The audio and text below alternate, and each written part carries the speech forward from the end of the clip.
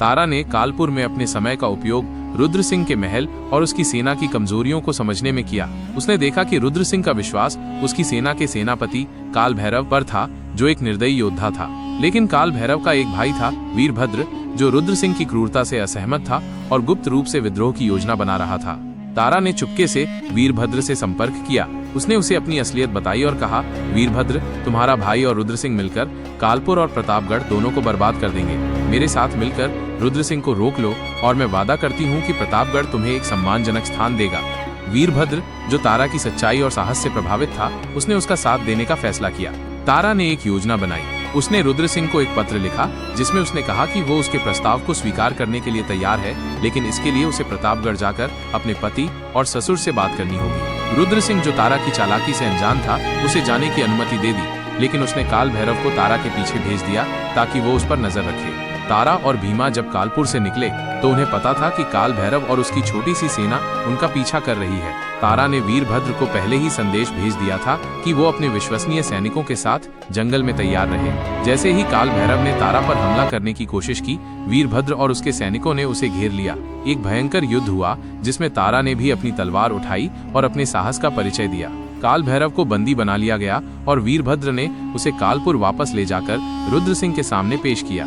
तारा ने रुद्र सिंह को संदेश भेजा, महाराज, आपकी सेना का सबसे बड़ा योद्धा अब मेरे कब्जे में है। यदि आप प्रतापगढ़ पर हमला करेंगे तो काल भैरव को जीवित नहीं देख पाएंगे। शांति से गठबंधन करें और हम दोनों राज्यों के बीच मैत्री स्थापित कर सकते हैं। रुद्र सिंह, जो अपनी सेना की ताकत पर घमंड करता था, अब मजबूर था। उसने तारा की शर्तें मान ली और प्रतापगढ़ के साथ शांति समझौता कर लिया। तारा जब प्रतापगढ़ लौटी तो पूरे राज्य ने उसका भव्य स्वागत किया।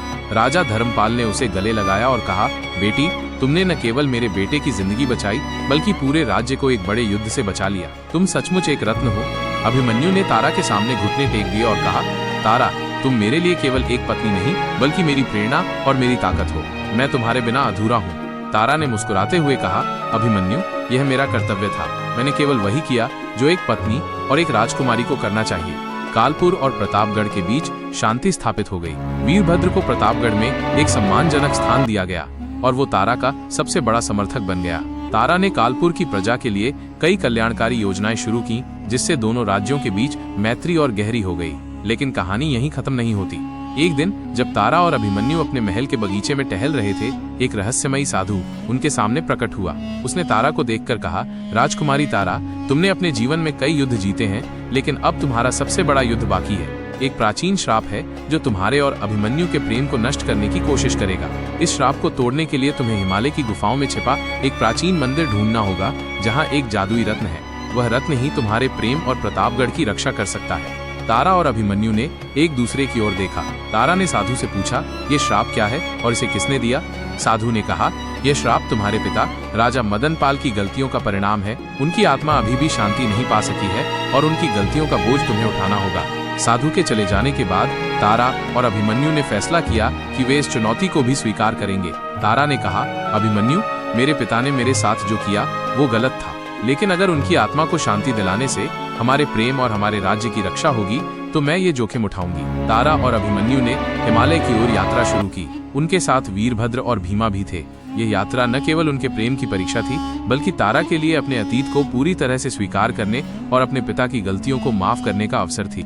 इस यात्रा में उन्हें कई खतरों, जादुई प्राणियों और रहस्यमयी शक्तियों का सामना करना पड़ा, लेकिन तारा की बुद्धि, साहस और अभिमन्यु के प्रेम ने हर मुश्किल को पार किया।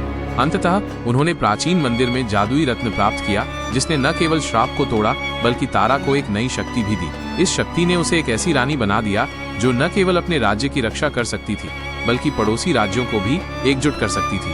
तारा और अभिमन्यु वापस प्रतापगढ़ लौटे, जहां उनका स्वागत एक महान उत्सव के साथ हुआ। तारा ने अपने अनुभवों से सीखा कि सच्चाई, प्रेम और आत्मसम्मान ही जीवन की सबसे बड़ी ताकत है। उसने अपने पिता की आत्मा को माफ कर दिया और उसकी आत्मा को अंततः शांति मिली। तारा और अभिमन्यु ने एक नए युग की शुरुआत की, जहां प्रेम, साहस और न्याय का राज था। अध्याय 3 के लिए बने रहें। वीडियो को लाइक कर दें और चैनल को सब्सक्राइब करके बेल आइकॉन ऑन करना न भूलें, ताकि सबसे पहला नोटिफिकेशन आपको मिले। धन्यवाद।